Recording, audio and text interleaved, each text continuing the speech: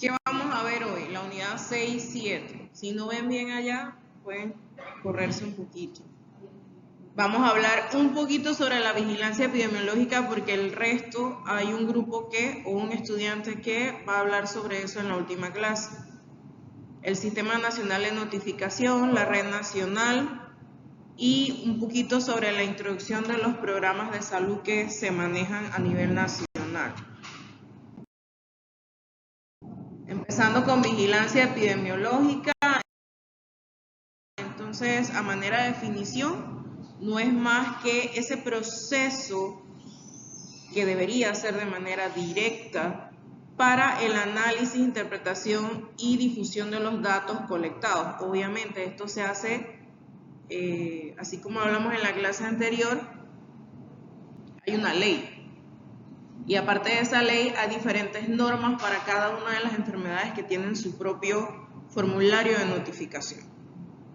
¿Okay? Entonces, ¿esto se utiliza para qué? Más que nada para tener una recolección de datos uniforme, específica para cada situación, incluso un resfriado. Todo eso se notifica y se suma al final del día para generar datos de importancia epidemiológica. La importancia de la vigilancia, pues, es parte del Plan Operativo Nacional. Por ejemplo, cuando tuvimos la pandemia, se hizo un plan operativo nacional exclusivo para coronavirus. O sea, esto es flexible, se puede ampliar y se puede extrapolar a otras enfermedades que tienen una aparición repentina. Se hace de muchas formas, pero como les mencionaba, la más habitual es la generación de informes de casos detectados por el sistema. Y si recuerdan, siempre les pongo de ejemplo el COVID porque es reciente, la población estaba como enterada de todo lo que pasaba y quizás eso hace un poquito más de sinergia con lo que se está viendo en la clase. Entonces, esos informes se generan según los casos que yo detecto y eso sale de las atenciones diarias que tenía, no importaba si era caja, MINSA o el sector privado, porque el sector privado también está obligado a notificar.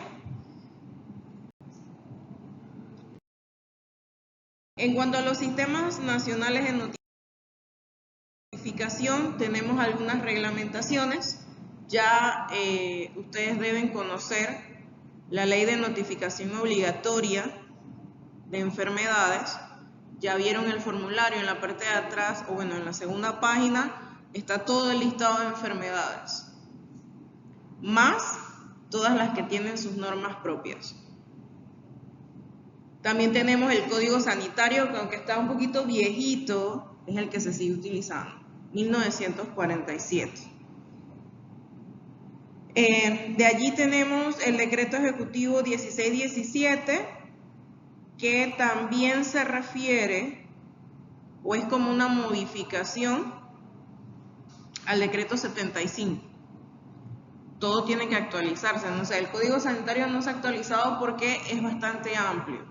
Incluye eventos adversos que son de primera vez, pero la ley de notificación de enfermedades obligatorias pues sí ha sufrido algunos cambios. Y por último, entonces tenemos a nivel internacional un reglamento sanitario que es del 2005. Este sistema, ¿cómo se organiza? Nosotros tenemos un departamento que se llama Dirección General de Salud Pública. De ese departamento sale el Departamento Nacional de Epidemiología, del cual tenemos epidemiología de la caja, hospitales y clínicas, ya sea públicos o privados, bancos de sangre, y el Instituto Conmemorativo Gorgas junto con otros laboratorios privados. O sea, yo obtengo datos de todos esos lugares.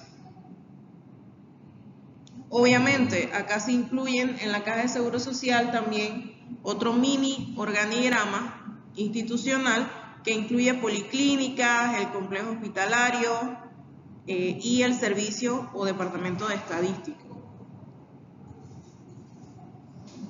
También tenemos dentro de la jefatura o coordinación de epidemiología las coordinaciones regionales.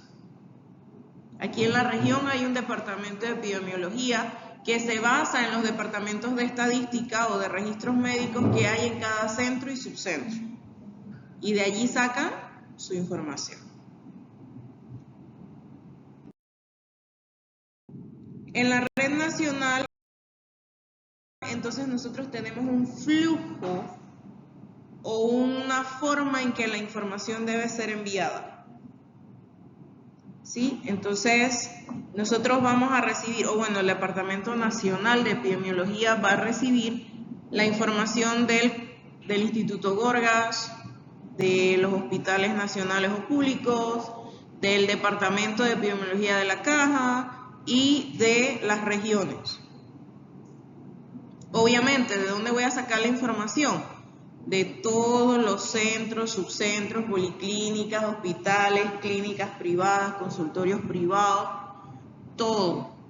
Entonces esto es un flujograma que va directo hacia la Dirección Nacional de Epidemiología. Obviamente, aquí hay un agente que a veces nos ayuda y a veces no. Los medios de comunicación. Sí, porque con el COVID no sé si recuerdan que hubo histeria colectiva gracias a eso. Nosotros queríamos decirle a la población y que cuídense porque hay un porcentaje de más del 40% de casos positivos y lo que se hizo, o sea, la respuesta no fue la esperada. No por culpa de epidemiología o por culpa de los medios de comunicación, sino porque las personas tienden a captar solo lo que les interesa de los medios de comunicación. Y eso creó histeria colectiva. Entonces, ese flujo de información a nivel nacional se hace de diversas maneras. Nosotros tenemos un sistema especial donde se registra casi todo, incluyendo las vacunas, que se llama SYSBIC. Eso usualmente lo hace la enfermera, sobre todo las que llevan el programa de TBC, tuberculosis, y lo hace estadística. El médico no toca ese sistema, a menos que sea un médico que trabaja dentro del departamento de epidemiología. Y lo hace para sacar información, no para ingresar. Tenemos uno específico que es para los casos de influenza, y de allí toda la otra información que no se puede meter al sistema, o si el sistema está caído, que a veces suele pasar, tenemos los fax, teléfonos, correos electrónicos y algunos formularios que hay que entregar los originales. Ahora, cuando ya yo capto toda esta información, entonces yo empiezo a generar información local, por ejemplo, corregimiento de David, paso la información a la región de salud de Chiriquí, y esa información viaja a la central que está siempre ubicada en Panamá, y de allí entonces sale al ámbito internacional. O sea, tratamos de que no se salte eslabones, sino que siga un proceso. Entonces, en cuanto a los programas, a ver quién me contesta esto. ¿De qué manera contribuye la epidemiología al estudio y el comportamiento de la enfermedad en la población? Buenas noches. A la prevención, porque yo a partir de unos números que analizo, empiezo a trabajar mi prevención. Y la prevención siempre va a estar ligada a la promoción. Entonces, estos programas de control de enfermedades tienen su fundamento en bases epidemiológicas sólidas, que nos van a ayudar a identificar y a combatir las enfermedades que afectan a poblaciones específicas en muchos casos. Estas bases van a incluir la comprensión de la distribución de las enfermedades de acuerdo a su incidencia, prevalencia y también a los factores de riesgo. La hipertensión y la diabetes tienen un factor de riesgo hereditario, que si usted no lleva una vida sana y activa, en algún punto va a empezar a tener problemas con la presión o con el azúcar. Eso ya es porque nacimos con eso. Ahora, hay personas que la desarrollan a los 30 por su factor hereditario y hay otras que las desarrollan a los 60, 70 años porque llevaron un estilo de vida saludable.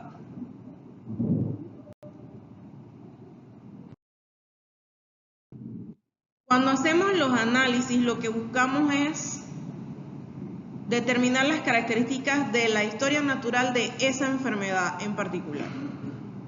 Y en base a eso, entonces, trabajar promoción y prevención y generar datos que me permitan obtener o mantener los presupuestos para esos programas.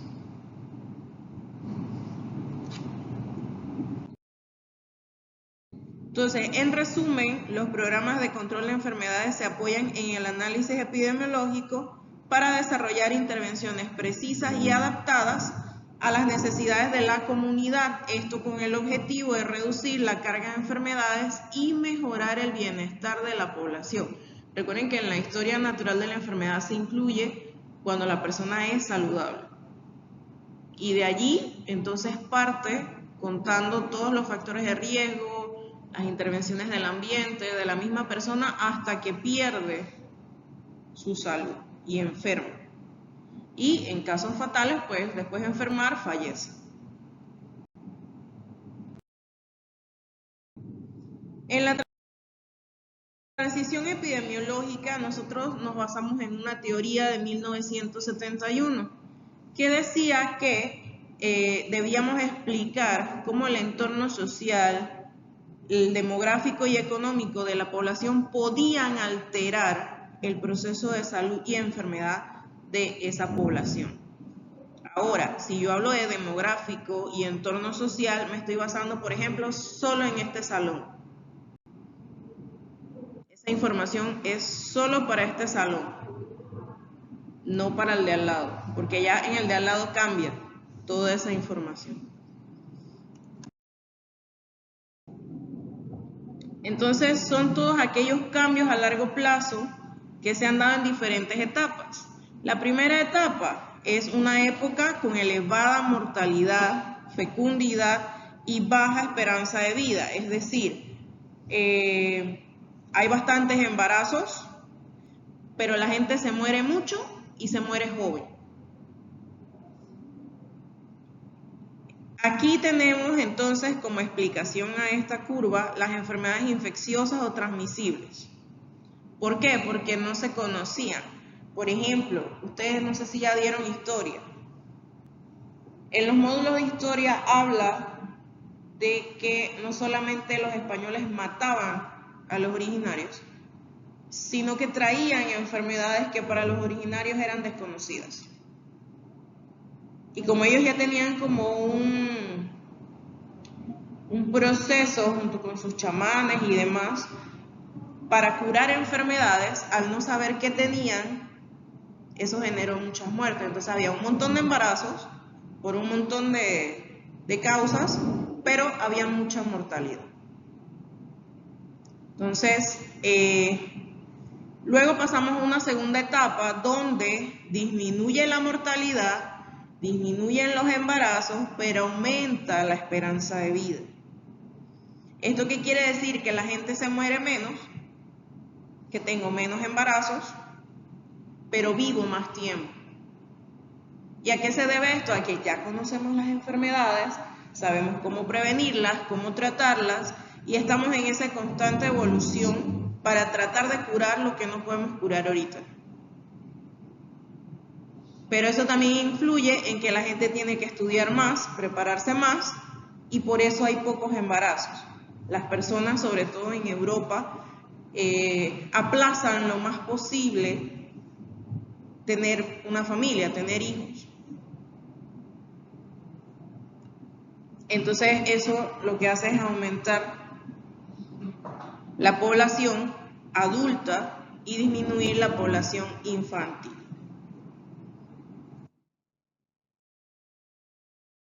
Entonces, dice que la transición epidemiológica explica los patrones de enfermedad también. ¿Qué lo altera, qué lo aumenta o qué evita que yo me contagie de algo? Entonces, acá tenemos un ejemplo. Teníamos una población que en un inicio vivía en una zona urbana.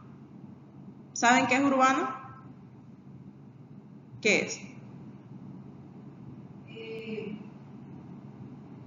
Una zona urbana donde están más casas, una barriada, algo así. ¿Y la zona rural? Está más alejada. Vamos a decir la ciudad y el campo. Sí. Sí. Entonces, esa población primero vivía en una zona urbana que al inicio de los tiempos de ese asentamiento de personas era rural.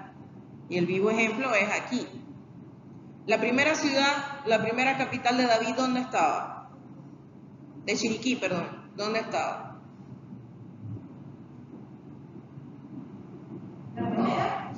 La primera capital de la provincia de Chiriquí, ¿dónde estaba asentada?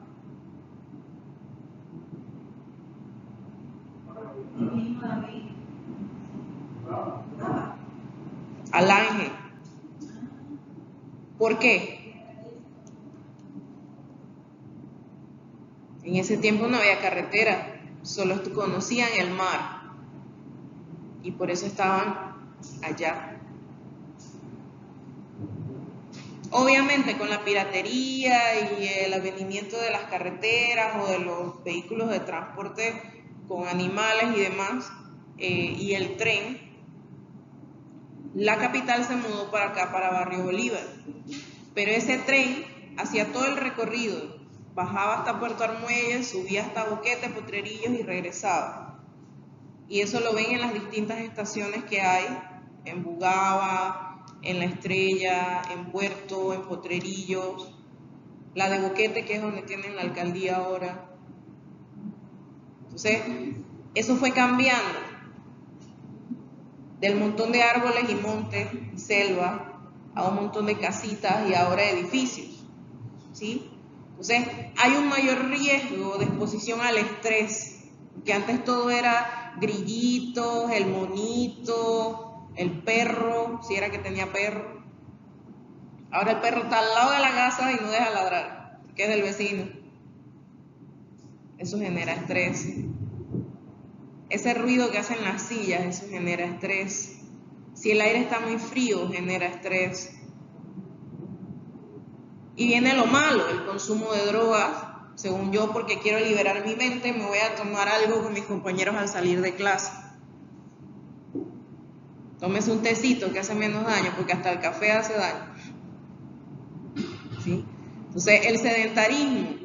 La educación virtual es un boom actual, sobre todo con el COVID. Terminó de lo que le faltaba para surgir, el COVID le ayudó. Pero entonces ese es el detalle, estoy 4 o 5 horas sentado o semisentado en la cama, como muchos de mis estudiantes, en pijama todavía, y no me paro de allí. O igual una persona que tiene que trabajar 8 horas completamente sentado, eso también se considera sedentarismo, si no aplican ciertas técnicas que conocemos como pausas activas. O sea, que yo de repente me levanto, me estiro, hago ejercicios, muevo el cuello y demás. ¿Ok? Mala alimentación. Es que ahora vivo más cerca de mi trabajo, pero hay tanta gente que tengo que salir temprano porque si no llego tarde igual. Así como cuando vivía lejos.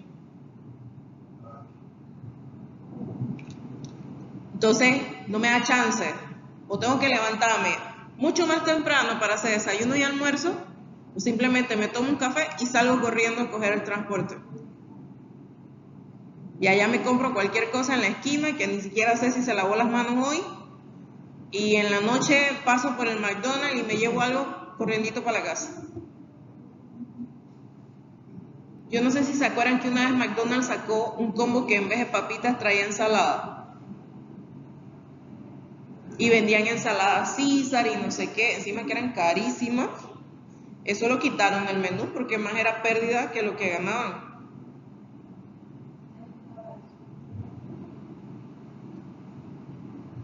Violencia, el estrés genera violencia, trastornos de ira, del comportamiento y muchas otras cosas. Entonces, en esa transición, en los riesgos que tenemos en esa transición epidemiológica van a aumentar, porque ahora tenemos factores externos que no teníamos al inicio de la población o del asentamiento de esa población. O sea que es muy probable que mi organismo responda con mayor frecuencia a las enfermedades, cualquiera de ellas, sobre todo si son contagiosas, porque ahora somos más cerquita. Y porque, por ejemplo, antes usted iba al patio y cosechaba lo que iba a comer durante el día. Ahora tiene que ir al súper. Entonces, tenemos vacunas, tenemos equipos, instrumentos y técnicas terapéuticas avanzadas, pero eso no erradica del todo las enfermedades porque no podemos quitar los factores de riesgo psicosociales. Entonces, la enfermedad siempre va a estar allí.